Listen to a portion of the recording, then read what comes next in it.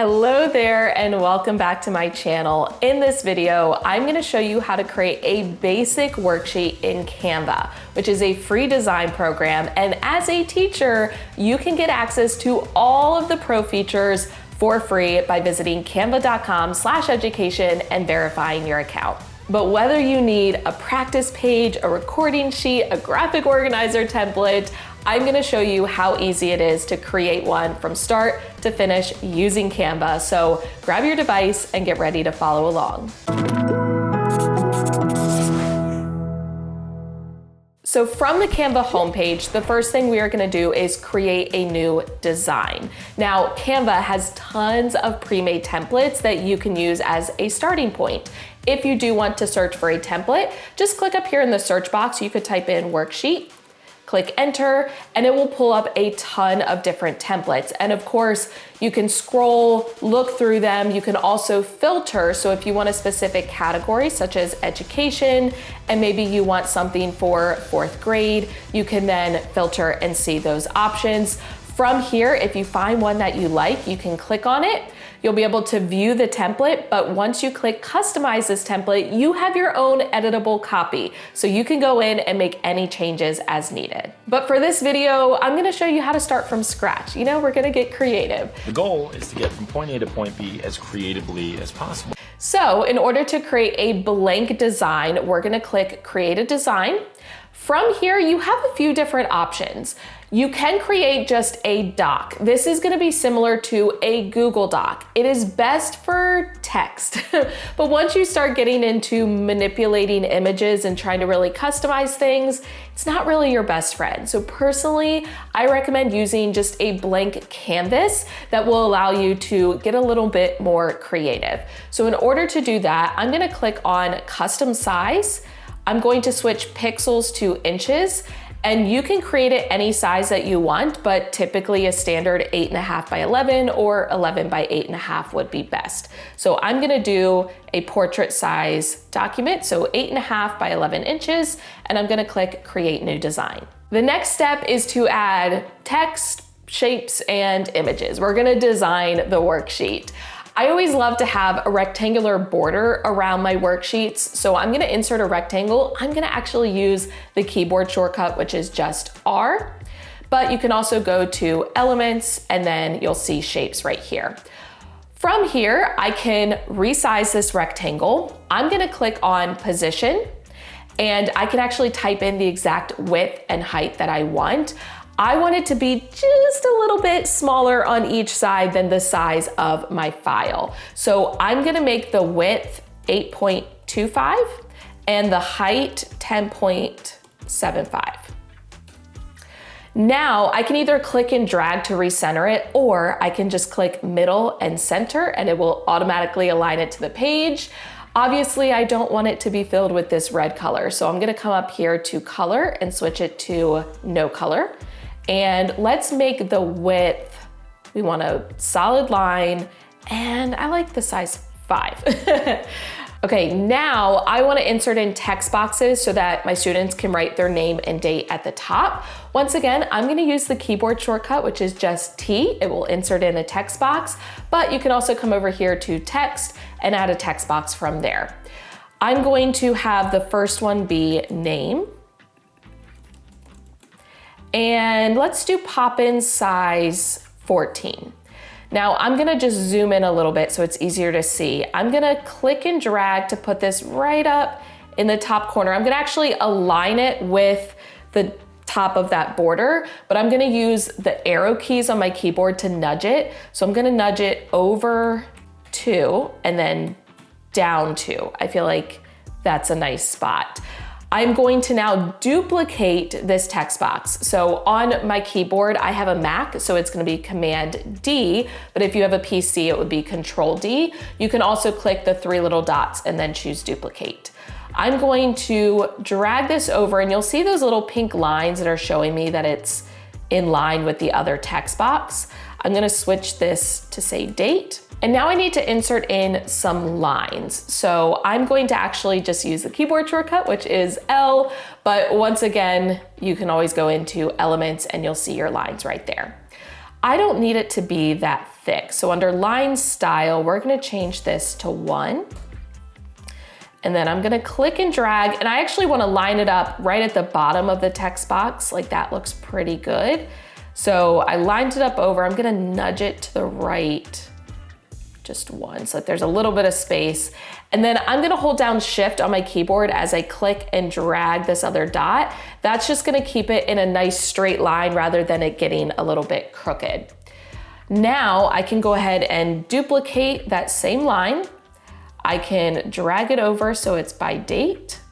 And obviously I will need to shorten it. So I'm going to scooch over, hold down Shift, click and drag. There we go.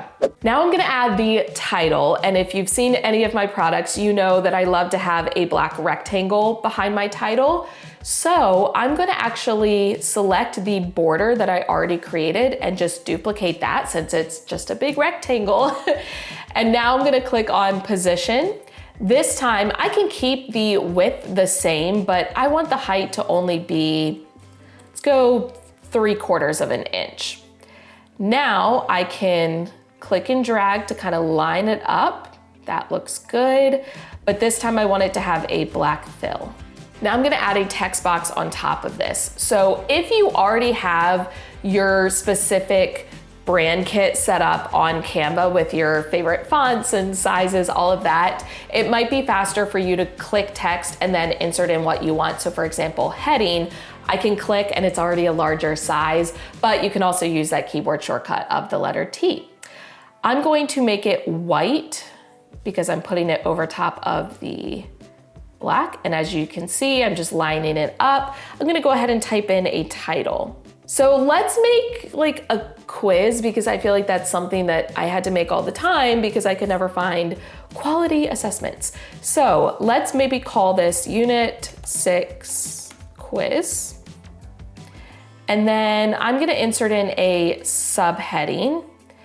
I'm gonna go ahead and put it just underneath. That looks good. Maybe this is classifying and measuring angles. Okay, I feel like that's kind of big. Let's go down to like 32. Let's a little too ambitious there with the size. Now I can start adding in the questions for my quiz, which I could add in as individual text boxes, but personally, I always love to do this in a table. That way it kind of constrained the work that my students would show and I wasn't trying to figure out which answer went with which question. If you know, you know. So I'm going to insert a table. I'm gonna go to elements, and then you can actually scroll down until you get to tables and you can see all, or if you search for table, it will come up as well. But I'm gonna use this first option. And once again, I'm gonna just click and drag so it's kind of close to the top, and let's go to position. For width, I'm thinking like 7.5. Okay, we can go a little bit bigger than 7.5. Let's go 7.75. Let's go 8. So now I have my basic table. I'm pretty good with that outline size, like the thickness of the borders. I don't feel the need to change that, and I'm gonna leave it as black. Okay, so when it comes to formatting my table, if I click, each cell is already set up to be pop-in size 12. So I'm gonna select the entire table. I'm just clicking the little 4-way arrows, and then I'm gonna insert it to size 14. I also want to adjust the table spacing. So I'm gonna click the table spacing button. Personally, I like to take this cell spacing all the way down to 0. This is just a personal preference thing, but when the cell spacing is too big, you have all these gaps around it and it makes things much larger than it needs to be. So I'd rather kind of be able to control that on my own by adding in spaces if needed. Now I'm ready to start adding in my questions, and depending on the questions, I may not need all 3 columns. I can kind of adjust as I go, but I'll show you that. So I'm thinking for the very first question, I want to actually merge these cells. So I'm going to click the first cell, hold down Shift, click the last cell so that it highlights that entire row. I'm going to right click and choose Merge Cells. So this is where I'm going to put my first question. Now I want to actually align it to the left, but I'm gonna put a space so that it's not right up against that border. Question 1, classify each angle below as acute, right, or obtuse. Now I just realized this is on bold, so I'm gonna select the whole table and we're gonna unbold. Okay, so now I need some space underneath where I'm gonna insert in my angle. So I'm just gonna hit enter a couple of times to generate some space. I can actually use that line tool in order to create the angles. So I'm going to click L to insert in a line. I'm gonna go ahead and click and drag it over. So maybe this first one, let's make it shorter because that's kind of long. What's really nice is you can change the endpoints. So with that line selected, I can make the start of the line maybe like this dot in order to show the vertex, and then the end can be this arrow. Then I can duplicate it, but this time I'm gonna turn off the circle and just put it back to the plane. That way it's easier to line it up. I'm going to kind of click and drag to generate an angle. Let's make this my obtuse angle. So I'm gonna actually shorten that first line like that. Click and drag this over. Okay, now if I wanted to, I can actually group these together. So I can, with one selected, hold down Shift, select the other and choose group. Now it's like one image that I can move around. And I'm gonna need a little line for them to write their answer. So maybe I add another space here. I'm gonna hit enter one more time. I'm gonna use this line that I already created for the date, duplicate it, and we're just gonna put it right there, kind of center, move it down. Okay, that looks good. Now we're gonna create our next angle. We'll do an acute one. I'm gonna go ahead and duplicate this whole angle, kind of line it up, but this time I'm gonna ungroup and just move that one line. Okay, that looks good. We're gonna put that line with it. Okay. And then now I'm gonna create a right angle. So I'll just select both of these, drag it over.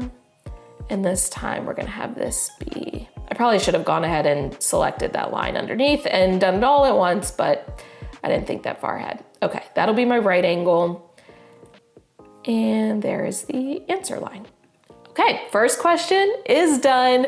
Now let's move on to inserting in maybe some images. I don't think I want 3 columns. I wanna have just 2 columns. So I'm gonna click in this third column, right click and choose delete column. Thankfully it automatically resizes, which is great. Now I'm gonna have questions 2, 3, 4, and 5 in these next 4 cells. And you know what? I want all of this left aligned. I had it originally as center, but I want it left. Okay, so question 2, write the measure of the angle. Now, once again, I'm gonna hit enter to give myself some more space. Oh, and I needed a space right there. Okay. So I want to insert in a protractor. So for these questions, I'm gonna have the angle already on like the picture of a protractor. So I'm gonna come to elements and we're gonna search protractor. I'm gonna click on graphics, although there might be some good images. That looks pretty good. Although I don't want the bottom where it has the ruler. So I might come to edit photo, crop, and then I'm just going to crop it to there, click done. Okay, I'll take it. Now I can resize it, whatever size I need it to be. I'm gonna try to have it take up most of that box. Okay, that looks decent. I'm gonna need another line though for them to write their answer. Okay, so let's go ahead and put that line down here. And this is where I can create the angle right on the protractor. So we're gonna have the first one open up from the right. So let's duplicate this. We're gonna line up and I'm gonna zoom in so I can make sure it's nice and lined up. Make sure it's pointing at that 0. I might make this a little bit longer. Okay, that's fine. And then I'm gonna take this one, zoom out. And now I can align it wherever I want it to be. So maybe this is gonna be at like a 60-degree angle. So I'll have it like that, okay? And then now I can actually take this box, I'm hit Command A or Control A. I'm gonna select all of it. Now I'm gonna do Command C or Control C, and I'm going to paste it. I can click in each one, paste it in there so that my directions are already ready to go. And let's delete this last row. Okay, so now I can just change the numbers. So 2 becomes 3, and then 4, and then 5. And maybe I'm gonna have multiple questions like this, so I can go ahead and click and drag in order to select all of those elements. But you'll notice it also has selected the table and the border, which I don't want. So I'm gonna hold down Shift on my keyboard, click the table to unselect it, and then click the border to unselect it. And now it has selected just those elements. I'm going to duplicate them, drag it over, and now I can just adjust this angle. So let's make it maybe 130 degrees. And then I can repeat that on the other ones as well. Really quick, I do wanna show you. So if I have each of these, I'm now holding down Shift and clicking each one, different ways to do the same thing, but I always like to kind of include those little tips for you. If I want this bottom line just to kind of flip-flop, I can just take the endpoint, hold down Shift, and drag it over to the other side, which might be a little bit faster for you.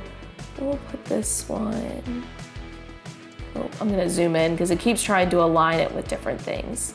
We'll go there, and oh, I gotta fix that. We're gonna just drag it like that, and then adjust the top. See, there's always a solution for every problem. Now, I could then repeat that for the 5th question, but just to hurry it up just a little bit, I'm gonna go ahead and duplicate this page to make the 2nd page of my quiz. As I showed you before, I could go in and individually delete elements, or I can do Command A to select everything on that page, and maybe I want to just keep the table and the border. I'm gonna hold down Shift, click the table, click the border. Now I'm gonna click backspace or delete on my keyboard to get rid of the rest of them. And I can take the table now and just scoot it up by clicking and dragging or using the little arrow keys on my keyboard. Now, of course, I can just repeat this process, but one thing I did want to show you, maybe instead of that picture, I'm gonna just delete these rows. Maybe I wanted to use that graphic of a protractor like this one, okay? Maybe this one looks more like the ones my students have been using in class, and so I really want to use this one, but I don't love that it's blue because I don't want to print it in color. So what I can do, I'm just making this box larger, is recolor the image. So with the picture selected, I can choose Edit Image. I can come to this color mix, which if you don't see it, it might be down at the bottom for you. I'm gonna click See All, and I'm gonna choose Glow. Now what that did is it kind of took off the background, but you'll notice it still has this blue color. That's okay. We're gonna click Apply, give it a few seconds. Now I can come to Adjust, and I can manipulate these settings to make it black. So for example, if I come down here to like color edit, I can play with the hue and kind of see if maybe that's better, or if I take the saturation all the way down, there we go. Now it has more of like a gray kind of color. And of course you can then play with like the brightness, make it a little bit darker. That looks so good. So I took that blue protractor and just by finagling the settings, made it look exactly how I want. Now, obviously I'm not finishing this quiz because you would be bored out of your mind. Sometimes I get so bored, I just want to scream. So to save time, let's go ahead and move on to the next step. We're gonna pretend the quiz is all done, ready to go. We are now going to export and print. This could not be any easier. All you need to do is click the share button. You're gonna click download. You're gonna click the drop down and select PDF print.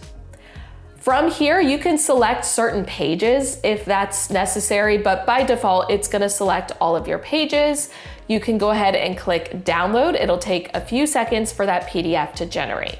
Now, if you go to your downloads folder, you have that PDF. Now mine says name because I never gave it a name and it just took the first text box that was on the screen and made that the title. So of course you can always rename this Unit 6 Quiz, But from there, you have that PDF, and all you have to do is print it like normal. Most likely it will open up in Adobe Reader or Preview, whatever program you have on the computer, but then you can just go to File, Print, and adjust the settings as needed. But it is also helpful to go ahead and rename the Canva file before you export it. So right up here, you could have it say Unit 6 Quiz, and that will be the title once you export it. One final thing I do want to show you, if you want to share this with coworkers, but you want them to have their own copy so they cannot edit yours, if you click on Share and then Template Link, you can then create a template link, and if you share that with your coworkers, they will be able to create their own editable copy. So that is perfect